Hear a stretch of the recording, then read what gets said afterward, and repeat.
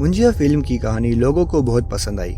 इस फिल्म में कोकण की घटनाएं और उससे जुड़ी मान्यताओं को दर्शाया गया है। यूं तो फिल्म की कहानी बड़ी मजेदार, लेकिन इसकी असलियत उतनी ही खौफनाक है।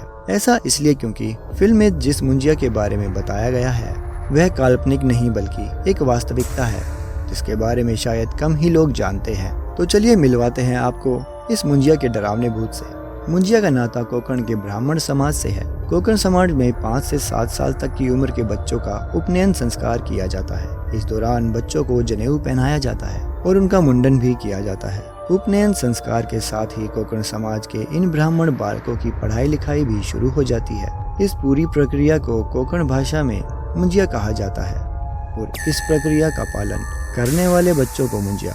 जिस दिन उपनयन संस्कार होता है उस दिन से लेकर अगले 10 दिन के बीच अगर किसी बच्चे की मृत्यु हो जाती है और उसकी इच्छा अधूरी रह जाती है तो उसकी अतृप्त आत्मा भटकती रहती है।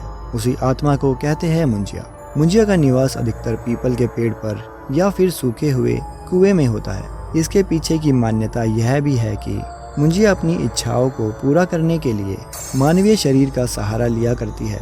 इसके लिए मुंजिया ऐसे स्थान को चुनती है जहां लोगों का आवागमन ज्यादा रहता है। फिल्म में भले ही कहानी को हॉरर के साथ साथ कॉमेडी का तड़का लगाकर दिखाया गया है, लेकिन असल में यह एक रियल स्टोरी है।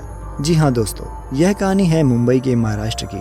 महाराष्ट्र का एक ऐसा गांव जिसकी जनसंख्या ज्यादातर ब्राह्मणों से भरी हुई थी, जो कि हिंदी रीति रिवाजों को पूरी विधि विधान के साथ हमेशा पूरा किया करते थे। और इसी गाँव के एक बच्चे का जनेऊकरण होने वाला था।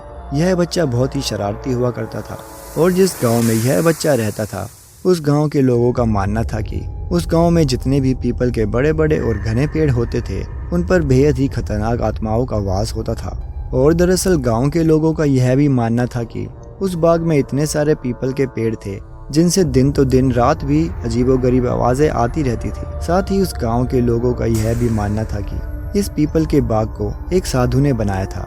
वह साधु इन पीपल के पेड़ों पर आत्माओं को बुलाता था। पीपल के पेड़ों से जुड़ी हुई यह कहानी गांव के बच्चों को पता थी, लेकिन वह बच्चा फिर भी उस बगीचे में जाने की जिद करता था और वह देखना चाहता था कि आखिर ऐसा वहां पर है क्या।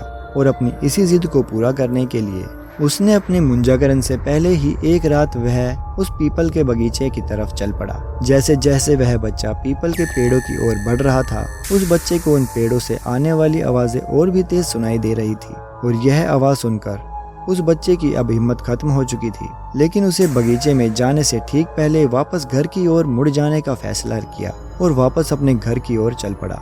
लेकिन तभी उसे पीछे से किसी की आवाज़ सुनाई दी और जब उस बच्चे ने वो आवाज़ सुनी तो वह आवाज़ उसके पिता की थी और वह उस आवाज़ को सुनकर उस बगीचे की ओर फिर से चल पड़ा।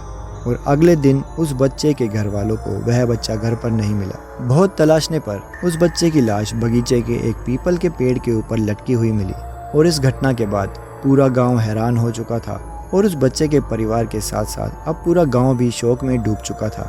इस घटना के कुछ ही दिनों बाद अब उस बगीचे से उस बच्चे की भी आवाज़ सुनाई देने लगी थी। इसके बाद से उस गाँव के लोगों ने इस आवाज़ को नाम दिया मुंजिया। तो दोस्तों, क्या आपने मुंजिया मूवी देखी है? आप अपना जवाब हमें कमेंट सेक्शन में कमेंट करके ज़रूर दीजिए। और दोस्तों, ऐसी और भी हॉरर स्टोरीज सुनने के लिए आप हमारे चैनल को सब्सक्राइब करके बेल आइकन ज़रूर दबाएं ताकि आने वाली हर स्टोरी की अपडेट आपको मिले सबसे पहले। धन्यवाद।